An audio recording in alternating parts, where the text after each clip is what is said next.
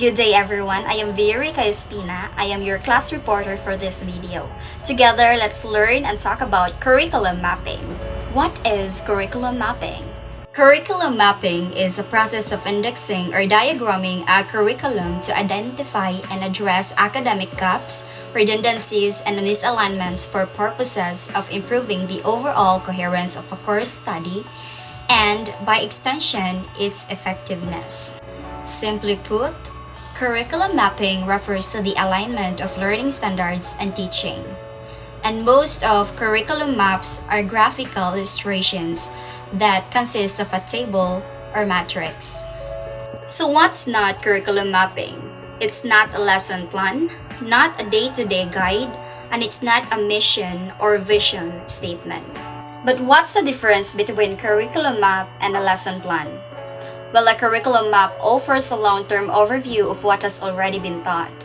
It is not unusual for a curriculum map to cover an entire school year. While a lesson plan is an outline that details what will be taught, how it will be taught, and what resources will be used to teach.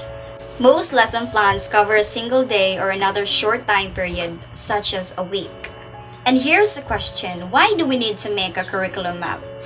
It is because the teachers need a clear roadmap on what to do and what to achieve the whole school year. Also because teachers need a plan on clearly specified standards to gauge students' performance. Please take note that the person making your curriculum map may or may not be your teacher or the one who's teaching the lesson. Systematic curriculum mapping is aimed to achieve coherence. What are these coherence? The horizontal, vertical, subject area, and interdisciplinary coherence. Horizontal coherence.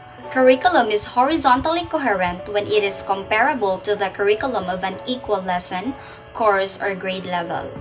For example, the learning outcomes for a 10th grade math class at a public school in Bohol are horizontally coherent when they match the learning outcomes of a 10th grade math class at a public school in Cebu and in Negros. They may or may not have the same curriculum map, but the important here is that these schools must match their standard of assessment or at least must be horizontally coherent to each other.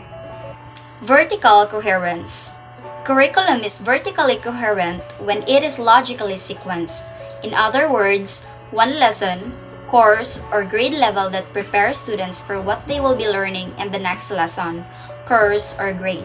Curriculum mapping aims to ensure that the teaching is purposefully, structured, and logically sequenced across grade levels so that students are building on what they have previously learned and learning the knowledge and skills that will progressively prepare them for more challenging, high-level work. Example of this is when you learn your arithmetic in the first grade level, and the next grade it will get a little heavier when you get to second grade and so on. It means there is a progression. There is a step. But what about subject area coherence? Curriculum is coherent within a subject area when students receive equitable instruction and learn the same topics across subject area classes. Usually, it occurs in the same school. For example, let's say in this one school, we have 3 grade 4 math teachers.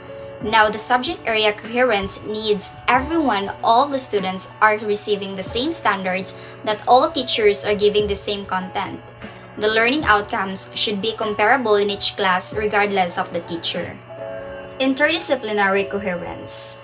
Curriculum is coherent in an interdisciplinary sense when teachers of multiple subject areas such as math, English, science, and history work together to improve the key cross-curricular skills that students need to succeed in all grades and subjects.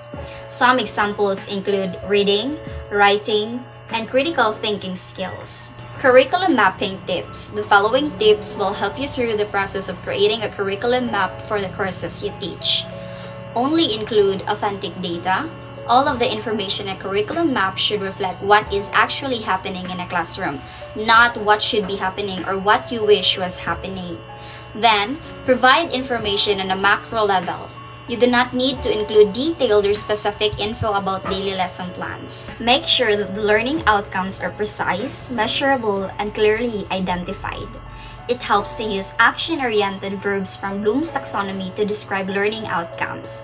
Some examples include defining, identify, describe, explain, evaluate, predict, and formulate. Then explains how learning outcomes were achieved by the students and assessed.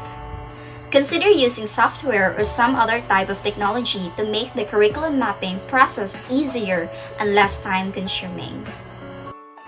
Now take a look at this. This is an example of a curriculum map. And that's all about the curriculum mapping. Hoping you understand the topic with me. Before you close this video, kindly like the button if you have reached watching till the end. Thank you and God bless.